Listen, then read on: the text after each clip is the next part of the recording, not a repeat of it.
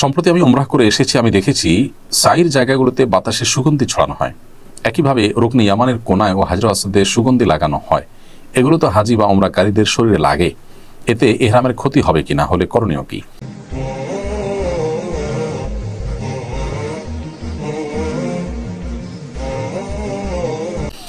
খুবই গুরুত্বপূর্ণ একটি প্রশ্ন। ইহরামরত অবস্থায় সুগন্ধির ব্যবহার করা নিষিদ্ধ আমরা জানি।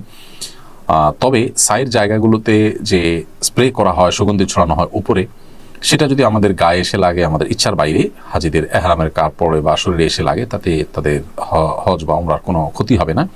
তবে ইচ্ছাকৃতভাবে নাক দিয়ে যদি আপনার সুগন্ধি নেওয়া হয়, গ্রহণ করা হয়, তো সেটাও অনুচিত হবে।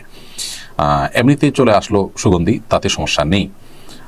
কারণ এটি তো হতেই পারে, আমরা যেখানে চলবো, যে কোনো এনভায়রনমেন্টে যাব, অন্য কেউ আতর মাখতে পারে, তার সুগন্ধি আমার নাকে চলে আসতে পারে, বা আমার সেই এনভায়রনমেন্টের মধ্যে আমার যাওয়া আসা হতে পারে। এটা নিষিদ্ধ নয়, নিজে ইচ্ছাকৃতভাবে ব্যবহার করাটা হলো নিষিদ্ধ। আর হাজর আসওয়াদ, পাথর, রুকনে ইয়ামানি যে জায়গাগুলোর কথা বলছেন, সেসব জায়গাতে যে সুগন্ধি মাখা হয়, সে মাখার পর তো অগণিত মানুষ সেখানে মাখামাখি করেন, এটা আসলে থাকে না।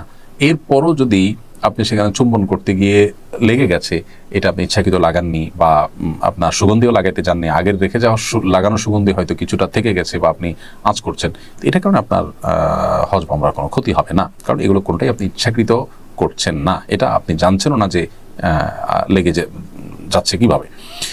সো এখানে আপনার হজ